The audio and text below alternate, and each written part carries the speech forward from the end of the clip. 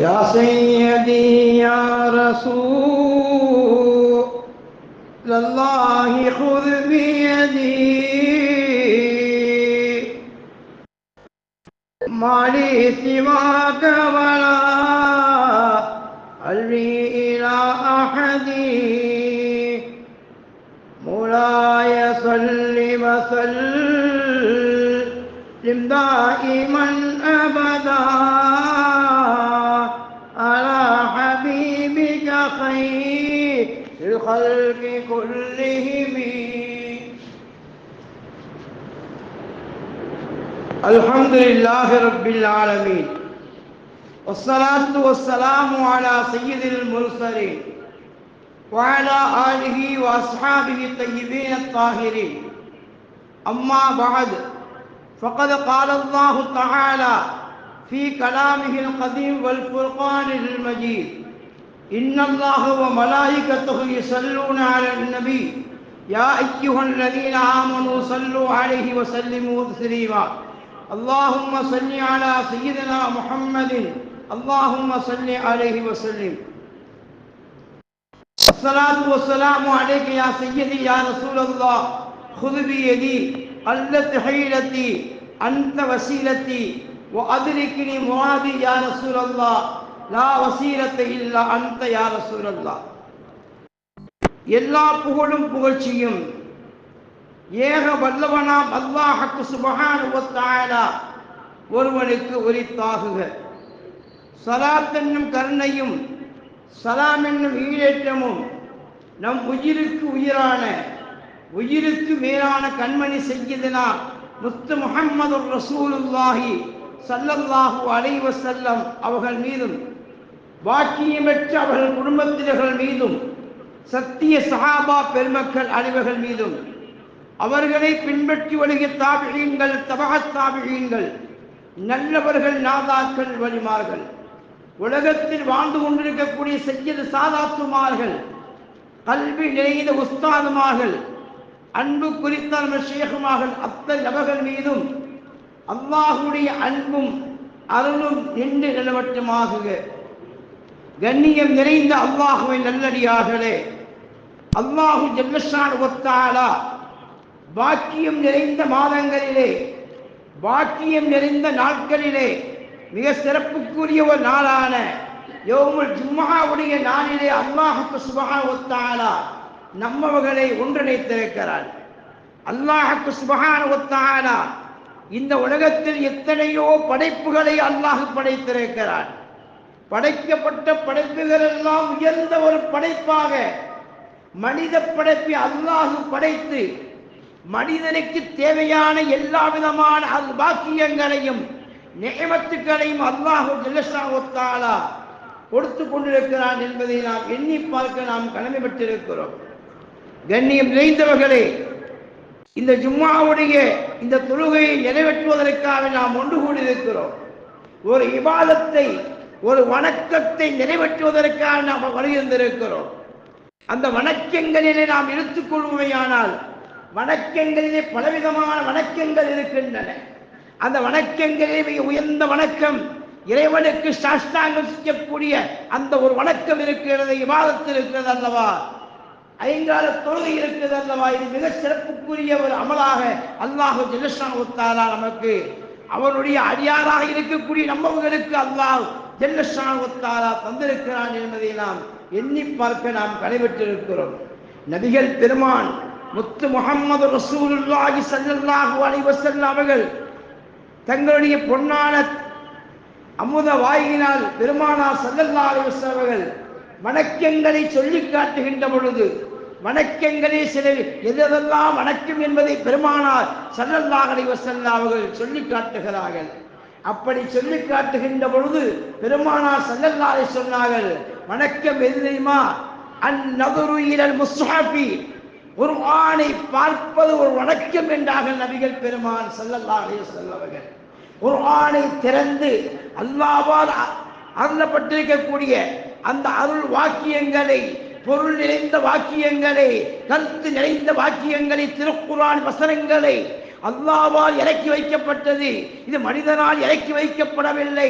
நம்மை படைத்த இரட்சகனான அல்லாஹ்வால் இறக்கி வைக்கப்பட்ட இந்த ஆயத்துக்கள் என்று குர்ஆனில் நினைத்து அவன் அதற்குண்டான கண்ணியத்தையும் அதற்குண்டான மரியாதையும் கொடுத்து அவன் அந்த திருக்குர்ஆனை கலாமுல்லாஹ் நம்மை படைத்த இரட்சகனான அல்லாஹ்விடமிருந்து வந்தது என்று அவன் நினைத்து அந்த குர்ஆனை பார்ப்பானையானால் அது ஒரு வணக்கம் என்றாக நபிகள் பெருமான் ஸல்லல்லாஹு அலைஹி வஸல்லம் அவர்கள். கண்ணியம் நிறைந்தவர்களே, குர்ஆனை பார்ப்பது ஒரு வணக்கம் என்று சொன்னால் குர்ஆனை ஓத ஓத எவ்வளவு நன்மைகள் இருந்து கொண்டிருக்கிறது என்பதை எண்ணி பார்க்கின்றோம். ஒரு எழுத்தை நாம் ஓதினால் அலிஃப் லாம் மீம் என்று அந்த வார்த்தையை சொல்லுமையானால் அங்கே 30 விதமான நன்மைகள் நமக்கு கிடைக்கின்றன. இப்படியாக திருக்குர்ஆனில் இருக்கக்கூடிய எத்தனை ஆயத்துக்கள் இருக்கிறதோ, எத்தனை எழுத்துக்கள் இருக்கிறதோ, அத்தனை எழுத்துக்களுக்கும் நம்முடைய ஏற்றினால் எழுதி முடிக்க முடியாத அளவுக்கு நன்மைகளை அல்லாஹ் ஜல்லஷானஹு தஆலா அள்ளித் தருகிறான். இன்னும் அல்லாஹ் சொல்லுகிறான், நன்மைகளை தரக்கூடியவன் நான் தான். வல்லாஹு யுதாயிஃபு லிமன் யஷா, நான் நாடியவருக்கு நன்மைகளை இரட்டிப்பாக்கி தருகிறேன், பன்மடங்காக்கி தருகிறேன் என்று அல்லாஹ் ஜல்லஷானஹு தஆலா தன் திருமறையிலே இறைவன் கோடிட்டு நபிகள் பெருமானார் ஸல்லல்லாஹு அலைஹி வஸல்லம் அவர்கள் மூலமாக அருளப்பட்டிருக்கக்கூடிய திருமறையிலே இறைவன் ஹக் சுப்ஹானஹு தஆலா கோடிட்டு காட்டுகிறான். அது மட்டுமல்ல, வணக்கங்களிலே மிக சிறந்த வணக்கம் எது தெரியுமா? அந்நதுரு இலல் வாலிதைனி இபாதத்துன், பெற்றோருடைய முகத்தை, நம்மை பெற்றெடுத்த அந்த தாய் தந்தையுடைய முகத்தை பார்ப்பது ஒரு வணக்கம் என்றாக நபிகள் பெருமான் ஸல்லல்லாஹு அலைஹி வஸல்லம். வணக்கங்கள் எத்தனை வணக்கங்கள் இருந்தாலும் கூட நம்முடைய தாயார் நம்மை வயிற்றிலே கருவுற்ற காலத்திலிருந்து அவர்கள் நடப்பதிலேயும் நிதானத்தை கடைபிடித்து, உண்பதிலே நிதானத்தை கடைபிடித்து, உடை உடுத்துவதிலே நிதானத்தை கடைபிடித்து, உட்கார்கின்ற பொழுது படுக்குகின்ற பொழுது எல்லா நிலைகளையும் நிதானத்தை கடைபிடித்து இந்த உலகத்திலே ஒரு குழந்தையை ஈண்டெடுத்துக்கிறார்களே, அப்படிப்பட்ட அந்த குழந்தை ஈண்டெடுத்த அந்த தாயாரை நம்முடைய தாய், நம்மை பெற்றெடுத்த தாய் என்று நினைத்து அந்த தாயை கண்ணை பார்வையோடு பார்ப்பது அது வணக்கம் என்றாக நபிகள் பெருமான் ஸல்லல்லாஹு அலைஹி வஸல்லம். கண்ணியம் நிறைந்தவர்களே, எத்தனை பேர்கள் நாம் பெற்றெடுத்து நம்முடைய தாய் தந்தைகளை கண்ணை பார்வையோடு பார்த்து கொண்டிருக்கிறோம் என்பதை எண்ணி பார்க்க நாம் கனவிட்டிருக்கிறோம். நம்மை பெற்றெடுத்த தாய் தந்தைகளை அவருக்கு கொடுக்க வேண்டிய கண்ணியத்தை, அவர்களுக்கு கொடுக்க வேண்டிய மரியாதையை நாம் கொடுக்கின்றோமா என்று சிந்தித்து பார்க்க நாம் கடைபெற்றிருக்கிறோம். ஆனால் நாம் நம்முடைய தாய் தந்தைகளை எவ்வளவுதான் மகிழ்ச்சிக்குள்ளாக்களை ஆக்கினால் கூட நம்மை கருவுற்ற காலத்தில் பிரசவிக்கிற அந்த நேரத்தில் வரக்கூடிய வேதனை இருக்கிறது அல்லவா, அந்த வேதனைக்கு நாம் எவ்வளவுதான் தலைகீழாக நின்று நாம் நம்முடைய தாய்க்கு நாம் பணிவிடை செய்தாலும் நம்மை பெற்றெடுக்கின்ற அந்த நேரத்தில் வருகின்ற அந்த வலிக்கு ஈடாக முடியாது என்பதை நாம் எண்ணி பார்க்க கடைபெற்றிருக்கிறோம். அப்படிப்பட்ட அந்த தாயை கண்ணை பார்வையோடு, அருள் பார்வையோடு நம்மை பெற்றெடுத்த தாய் சிரமத்துக்கு மேல் சிரமத்தை தாங்கி நம்மை பெற்றெடுத்திருக்கிறார் என்று அந்த தாய்க்கு கொடுக்க வேண்டிய கண்ணியத்தையும் மரியாதையும் கொடுத்து அருள் பார்வையோடு பார்ப்பது இபாதத்து என்று சொன்னார்கள் நபிகள் பெருமான் ஸல்லல்லாஹு அலைஹி வஸல்லம். என்றால் கண்ணியம் நிறைந்தவர்களே, நம்முடைய தாய் தந்தைகளுக்கு கொடுக்க வேண்டிய கண்ணியத்தை, தாய்க்கு கொடுக்க வேண்டிய கண்ணியத்தை நாம் எந்த அளவுக்கு கொடுத்து கொண்டிருக்கிறோம் என்று இன்றைய சமுதாயம் சிந்தித்து பார்க்க வேண்டும். சிந்தித்து பார்க்க வேண்டிய கடமையும் கடப்பான் நமக்கு இருக்கிறது. ஏனென்றால் எந்த வீட்டில் பிறந்தாலும் கூட அத்தனை குழந்தைகளுடைய தாய்மார்கள் நமக்கு தாய்தான். அந்த தாய்க்கு கொடுக்க வேண்டிய கண்ணியத்தை அந்தந்த சமுதாய மக்கள் அவர்களுக்கு தாய்களை கொடுக்க வேண்டிய கண்ணியத்தை கொடுத்தாக வேண்டிய கடமையும் கடப்பாடும் இருக்கிறது. நபிகள் பெருமான் ஸல்லல்லாஹு அலைஹி வஸல்லம் சொல்கின்ற பொழுது, உன்னுடைய தாய் மாற்று மதத்திலே இருக்கிறார், உன்னுடைய தகப்பன் இஸ்லாத்துக்குள் இருக்கிறார், அந்த நேரத்திலும் கூட உன் தாய்க்கு செய்ய வேண்டிய கடமை என்ன இருக்கிறதோ அதை செய்ய வேண்டும். அந்த தாயை கண்ணை பார்வையோடு பார்க்க வேண்டும் என்றுதான் நபிகள் பெருமான் ஸல்லல்லாஹு அலைஹி வஸல்லம் அவர்கள் நமக்கு போதித்து தருகிறார்கள் என்பதை நாம் எண்ணி பார்க்க நாம் கடைபிடித்திருக்கிறோம். அடுத்தபடியாக நபிகள் பெருமான் ஸல்லல்லாஹு அலைஹி வஸல்லம் சொன்னார்கள், அந்நதுரு இலா வஜ்ஹில் ஆலிமி இபாதத்துல்லாஹ். நபிகள் பெருமான் ஸல்லல்லாஹு அலைஹி வஸல்லம் ஒரு ஆலிமுடைய முகத்தை பார்ப்பது வணக்கம் என்றார்கள் நபிகள் பெருமான் ஸல்லல்லாஹு அலைஹி வஸல்லம்.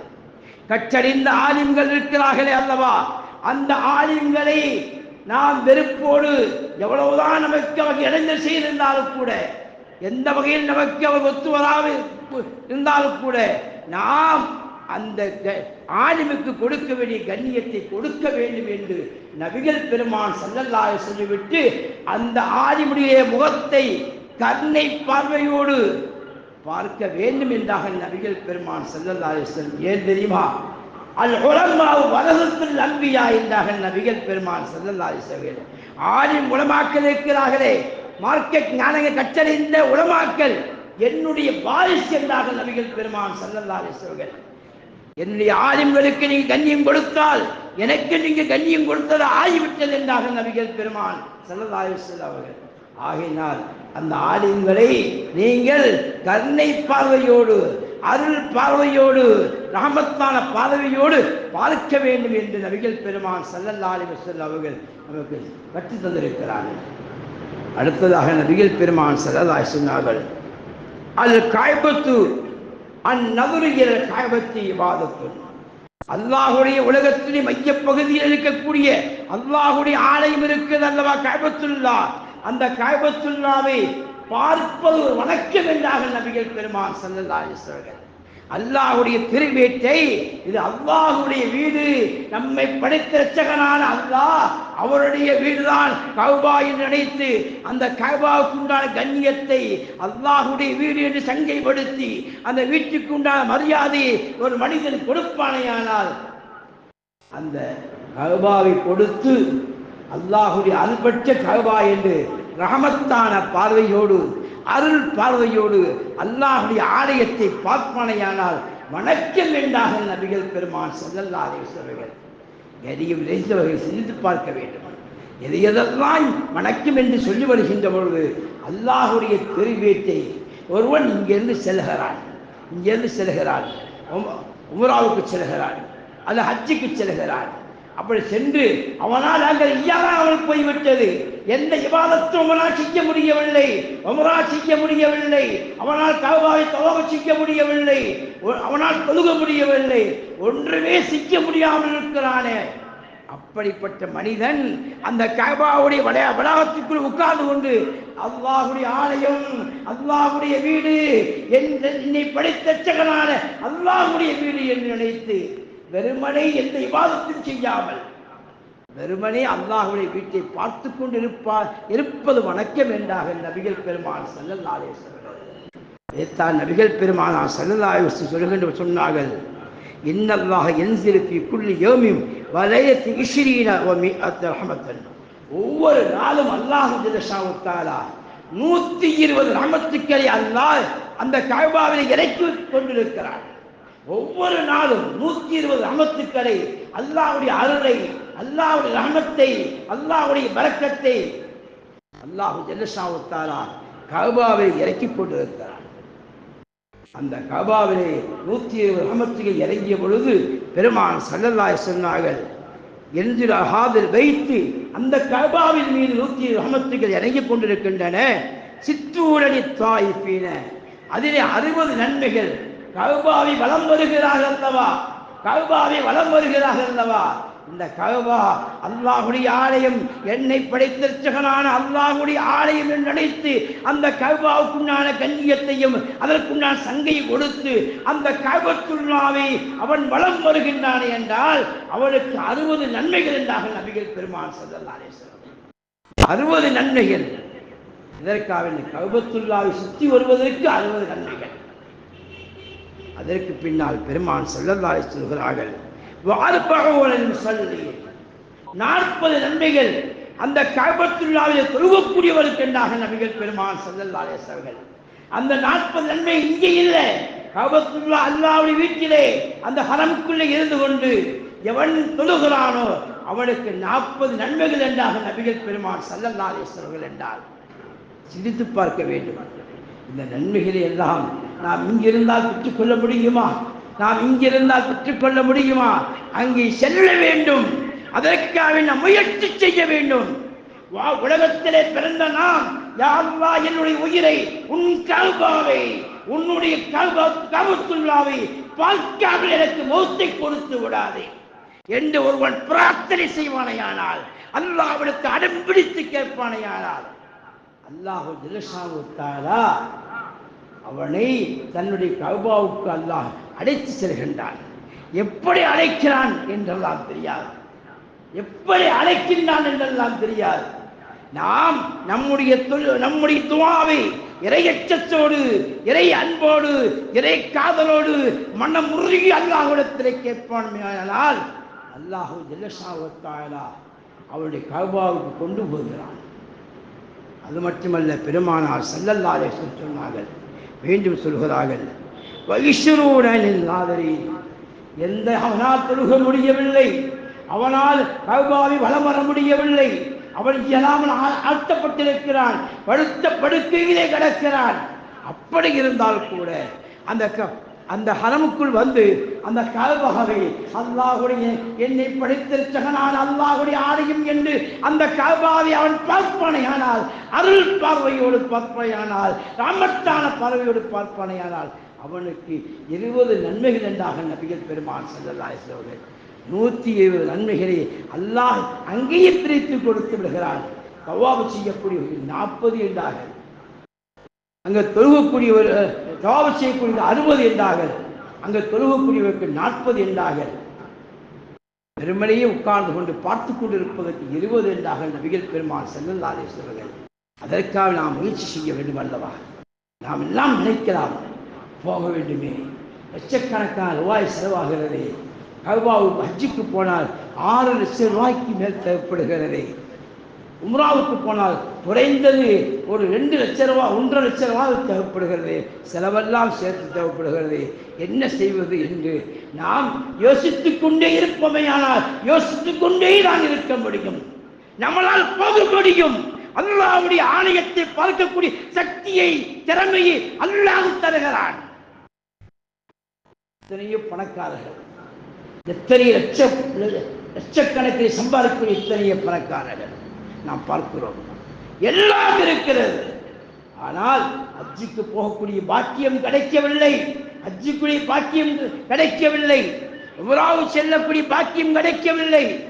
ஆனால் இந்த திருநாட்டை 800 ஆண்டுகள் இஸ்லாமிய பேரரசுகள் ஆட்சி செய்தவர்கள், இந்த நாட்டை இஸ்லாமியர்கள் 800 ஆண்டுகளும் ஆட்சி செய்திருக்கிறார்கள். யாராவது ஹஜ்ஜுக்கு சென்றிருக்கிறார்களா என்றால் இல்லை, பதவி போய்விடும். எந்த ஒரே காரணத்திற்காக வேண்டி 800 ஆண்டுகள் ஆட்சி செய்த எந்த மக்களுக்கும் அல்லாஹ் சுப்ஹானஹு வ தஆலா கஅபாவை சென்று ஹஜ் செய்யக்கூடிய பாக்கியத்தை கொடுக்கவில்லை. ஆனால் என்று நினைக்கலாம், நீங்கள் எல்லாம் நினைத்து பார்க்கலாம், குறைந்த சம்பளத்தை பெறக்கூடிய ஆலிம்கள், குறைந்த சம்பளத்தை பெறக்கூடிய ஆலிம்கள், அவர்களிடத்திலே ஒன்றுமில்லை. ஆனால் அவர்களுக்கு இருப்பது அண்ணன் பெருமான் ஸல்லல்லாஹு அலைஹி வஸல்லம் கட்டி தந்த அந்த துஆக்கள் இருக்கிறது. அல்லாஹ்விடத்தில் ஒரு கேட்கிறான், கேட்க வேண்டிய விதத்தில் அடம்பிடித்து கேட்கிறான், ரப்பே என்னை படைத்தவன் நீதான், உன் கஅபாவை பார்க்க வேண்டும் எனக்கு ஆசை இருக்கிறது, ஆனால் பொருளாதாரம் என்னிடத்தில் இல்லை, உன் கஅபாவுக்கு பார்க்க வேண்டும் என்று மனமுருகி அவன் அல்லாஹ்விடத்தில் கேட்பானையானால் நினைத்து பார்க்காத அளவுக்கு அல்லாஹ் ஜல்லஷானஹு வ தஆலா நம்முடைய துஆவை அல்லாஹ் அங்கீகரித்து அந்த கஅபாவுக்கு அல்லாஹ் அழைத்து செல்கின்றான் என்றார். நான் சிந்தித்து பார்க்க வேண்டும். பொருளாதாரம் என்பது காரணமே கிடையாது. என்னுடைய அனுபவத்திலே பார்க்கிறேன், எந்த பொருளாதாரம் எந்த காரணம் கிடையாது. சென்ற ஆண்டு நான் நவம்பரிலே உம்ராவுக்கு செல்கின்ற பொழுது என்னுடைய மகளுக்கெல்லாம் திருமணம் முடித்துவிட்டு எந்த விதமான பொருளாதாரம் இல்லாத அந்த நேரத்தில் திடீரென்று உம்ராவுடைய பாக்கியம் அல்லாஹ் தந்திருக்கிறான் என்றால் எப்படி தந்தான்? அல்லாஹ்விடத்தில் உனக்கு சக்தி இருக்கிறது, உன்னுடைய காபாவை பார்க்க வேண்டும், என்னை அழைத்து செல், எப்படி அழைத்து செல்ல வேண்டும் அப்படி அழைத்து செல் என்று அவன் பிரார்த்தனையில் உறுதியோடு அவன் இருப்பானேயானால் அல்லாஹ் அதற்கு வழி செய்து அழைத்து சென்று விடுகிறான் என்பதை எண்ணி பார்க்க நாம் நினைவற்றிருக்கிறோம். ஆகையினால் யாரும் உலகத்திலேயே எத்தனையோ காட்சிகள் இருக்கின்றன. தாஜ்மஹாலை சுற்றி பார்ப்பதற்காக நாம் செல்கிறோம், ஆக்ராவுக்கு செல்கிறோம், இன்னும் எங்கெங்கெல்லாம் முக்கியமான பகுதியில் இருக்கிறோம், மைசூருக்கு செல்கிறோம், திருவனந்தபுரத்துக்கு செல்கிறோம், இப்படி பல ஊர்களுக்கு செல்கிறோம், சுற்றி பார்ப்பதற்காக செல்கிறோம். ஆனால் எங்கே சுற்றி பார்த்தாலும் சரி எந்த நன்மையும் கிடையாது, எந்த நன்மையும் கிடைக்காது. பெருமானார் ஸல்லல்லாஹு அலைஹி வஸல்லம் சொன்னார்கள், 3 விஷயத்தை தவிர நீங்கள் பிரயாணம் செய்ய வேண்டாம். 3 விஷயத்தை தவிர பெருமானார் ஸல்லல்லாஹு அலைஹி வஸல்லம் சொல்கின்ற பொழுது அன்றைய காலகட்டங்களிலே கடல் பகுதியாகத்தான் ஹஜ்ஜுக்கு செல்ல வேண்டும், உம்ராவுக்கு செல்ல வேண்டும். அந்த நேரத்தில் பெருமானார் ஸல்லல்லாஹு அலைஹி வஸல்லம் லா தர்கபல் பஹர, நீங்கள் கடலிலே பிரயாணம் செய்யாதீர்கள். கடலிலே பிரயாணம் செய்தார்கள் நீங்கள் 3 விஷயத்தை தவிர, ஒன்றாவது ஹஜ்ஜுக்காக நீங்கள் பிரயாணம் செய்யுங்கள், ஹஜ்ஜுக்காக பிரயாணம் செய்யுங்கள், அல்லது உம்ராவுக்காக பிரயாணம் செய்யுங்கள், அல்ல ஃபீ சபீலில்லாஹ், அல்லாஹ்வுடைய பாதையில் யுத்தம் செய்வதற்காக பிரயாணம் செய்யுங்கள். இந்த 3ஐ தவிர நீங்கள் பிரயாணம் செய்யாது. ஏன் தெரியுமா? கடலுக்கு அருகிலே நெருப்பு இருக்கிறது என்றார்கள் பெருமானார் ஸல்லல்லாஹு அலைஹி வஸல்லம். கடலுக்கு அருகில் நெருப்பு இருக்கிறது, நெருப்புக்கு அருகிலே கடல் இருக்கிறது என்றார்கள் நபிகள் பெருமானார் ஸல்லல்லாஹு அலைஹி வஸல்லம். ஆகையினால் இந்த 3ஐ தவிர நீங்கள் கடலில் பிரயாணம் செய்ய வேண்டாம் என்றார்கள் நபிகள் பெருமானார் ஸல்லல்லாஹு அலைஹி வஸல்லம் சொல்கிறார். உலகத்தில் நாம் பிறந்தோம், வாழ்ந்தோம், இந்தியாவை சுற்றி பார்த்தோம் என்று இருக்கக்கூடாது. உலகத்தில் வாழ்ந்தோமா, அல்லாஹ்வுடைய காபாவை பார்த்தாக வேண்டும் என்று நாம் நினைக்க வேண்டும். 2003 ஹஜ்ஜுக்கு செல்ல வேண்டிய சூழ்நிலை ஏற்பட்டது. ஒரே ஆசை, உன் காபாவை நான் பார்க்காமல் இருக்க முடியும் ரப்பே, உன் காபாவுக்கு வர வேண்டும் என்று அல்லாஹ்விடத்தில் அடம்பிடித்து கேட்டுக்கொண்டிருக்கிறேன். அப்படி கேட்டுக்கொண்டிருக்கின்ற போது திடீரென்று கனவிலே அண்ணலம் பெருமானார் ஸல்லல்லாஹு அலைஹி வஸல்லம் மக்பரா எனக்கு காட்டப்பட்டது. அதற்கு பின்னால் அல்லாஹ் ஜல்லஷானஹு வ தஆலா என்னை அவன் கஅபாவுக்கு அழைத்து செல்கின்ற பொழுது எனக்கு எந்த விதமான பணமும் கிடையாது. உண்மையில் எந்த விதமான பணம் இல்லை. ஒரு ஆஜியார்ட்டை பேசிக்கிட்டு போய் சொன்ன, இந்த மாதிரி இப்போ கனவு வேண்டிய என்ன செய்ய தெரியல, அது போங்க அவர் சொல்லி கொண்டு வந்து சேப்புலேருந்து வீட்டில் போய் 5000 எடுத்து கையில் கொடுத்தாரு. போங்க, அந்த 5000 தான் வச்சுங்க, யார்கிட்டையும் கேட்பதை வெட்கம், அப்படி வாங்கி போக வேண்டிய அவசியம் இல்லை என்று நினைத்துக் கொண்டிருக்கின்ற பொழுது சில நண்பர்கள் மூலமாக தெரிய ஆரம்பித்தது. போங்கள் என்று சொல்லி அல்லாஹ் தஆலா 2003 அல் ஹுசாம் என்ற டிராவல் செல்லிலே போயிட்டு வந்தேன், அசிஸ்டன்ட் கைடாக போயிட்டு வந்தேன். அந்த நேரத்தில் 45 நாட்கள் கிடைத்தது. கைடாக போனதுனால் எக்ஸ்ட்ரா ஒரு வாரம் கிடைத்தது. மதீனாவிலே 10 நாட்கள் தங்க வேண்டிய சூழ்நிலை அல்லாஹ் எனக்கு தந்திருந்தான் என்று எண்ணி பார்க்க நாம் கைவிட்டிருக்கிறோம். ஆகினால் அன்புக்குரியவர்களே, பொருளாதாரம் என்பது காரணம் அல்ல என்பதை நினைவுபடுத்திக் கொள்கிறேன். சொல்ல வேண்டிய விஷயம் இருக்கிறது. ஒரு மனிதன் பெருமானார் ஸல்லல்லாஹு அலைஹி வஸல்லம் ஒரே ஒரு ஹதீஸை சொல்லி முடிக்கிறேன்.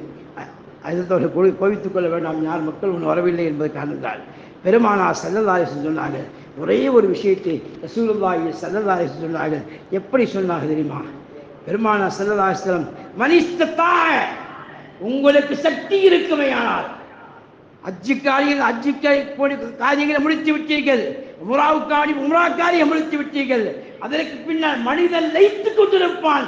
என்ன பெருமானார் ரசூலுல்லாஹி ஸல்லல்லாஹு அலைஹி வஸல்லம் ரவுலா ஷரீஃபுக்கு போக வேண்டும், அண்டலை பார்க்க வேண்டும் என்று ஒரு ஆவல் கொண்டு செல்கிறார். அப்படி செல்லக்கூடிய மனிதனுக்கு பெருமானார் ஸல்லல்லாஹு அலைஹி வஸல்லம் மனிஸ்ததாக ஐயமூத்த, நீங்கள் அப்படி மதீனாவுக்கு செல்லக்கூடிய நேரத்தில் உங்களுக்கு மூத்து வந்துவிட்டால், மரணமாகக்கூடிய பாக்கியம் கிடைத்து விட்டால் பல எவ்வாறு நடக்கட்டும் என்றார்கள் பெருமான் ஸல்லல்லாஹு அலைஹி வஸல்லம். நீங்கள் செலவழித்து வந்தீர்கள், என்னை பார்க்க வேண்டும் என்று வந்தீர்கள், என் ரவுலாசை நின்று கொண்டிருக்கின்ற பொழுது உங்களுக்கு மூத்து வந்தால் நீங்கள் இன்பமாக ஏற்றுக்கொள்ளுங்கள், இன்பமாக ஏற்றுக்கொள்ளுங்கள். ஏன் தெரியுமா? அஷ்பகுலிமன் மாத்த ஃபீஹா, யார் மதீனாவிலே மௌத்தாகிறார்களோ அவர்களுக்கு என்னுடைய பரிந்துரை உண்டு என்றார்கள் நபிகள் பெருமான் ஸல்லல்லாஹு அலைஹி வஸல்லம். யார் மதீனா முனவ்வராவிலே யார் வஃபாத்தாகிறார்களோ அவர்களுக்கு என்னுடைய பரிந்துரை உண்டு என்றார்கள் பெருமான் ஸல்லல்லாஹு அலைஹி வஸல்லம் சொன்னார் என்றார். நாம் எல்லாம் போய்விட்டு திரும்பி வர வேண்டும் ஆசையோடு இருக்கிறோம். ஆனால் அல்லாஹ் ஜல்ல தஆலா அந்த நிலையை மாற்றி பெருமானார் ஸல்லல்லாஹு அலைஹி வஸல்லம் ரௌதா ஷரீஃப் இருக்கின்ற பொழுது அந்த மௌத் வருகின்ற பொழுது இன்பத்தோடு ஏற்றுக்கொள்ள வேண்டிய வழிபார்கள் அவுலியாக்கள் எல்லாம் மகிழ்ச்சியாக ஏற்றுக்கொண்டார்கள். மௌத்தை மகிழ்ச்சியாக ஏற்றுக்கொண்டவர்கள். அப்படிப்பட்ட ஒரு பாக்கியத்தை அல்லாஹ் ஜல்ல தஆலா எனக்கும் உங்களுக்கு அந்த பாக்கியத்தை நீ தர வேண்டும் என்று என் அந்நேரத்தில் கேட்டுக்கொள்கிறேன். காரணம் 12:30 மணி ஆகிவிட்டது, இன்னும் கூட்டங்கள் வராமல் இருக்கிறீர்களே. ஜும்மாவுடைய 1:30 ஆகிவிட்டது, இன்னும் ஜும்மாவுக்கு நீங்கள் வராமல் இருக்கிறீர்களே. வாங்கெல்லாம் சொல்லப்பட்டு விட்டது. கடைசி நேரத்தில் வந்தால் என்ன நன்மைகளெல்லாம் இழந்து போய்விடும் என்பதை எண்ணிப்பார் கடைபிடித்திருக்கும். அல்லாஹ் ஜல்ல தஆலா அந்த அதே உமர் ரலியல்லாஹு கேட்பார்களா, அல்லாஹ் மர்சுகுனா ஷஹாதத்த ஃபீ பஸவியிலிக்க வஜ்அல் மௌத்தி ஃபீ பலதி ரசூலிக்க.